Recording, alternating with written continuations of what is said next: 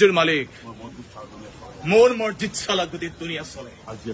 যিয়ে নচলে তাক অচল কৰি পেলোৱাতে এই বিপ্লৱৰ আদালতৰ একমাত্ৰ আইন মাজে মাজে মই নিজেও মোৰ আদালতৰ কাঠগড়াত থিয় হৈ জানো থিয় হৈ দুহাত মেলি চিঞৰো ইয়েছ ইয়ৰ অনাৰ মোৰ দুইখন হাত কেনেকৈ থৰ থৰকৈ কঁপিছে চাওঁ ৰঙা হ'ব খোজে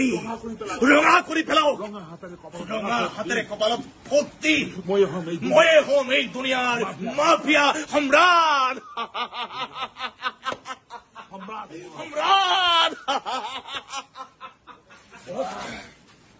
অতি সোনকালে তই তাক মাতি লৈ আহ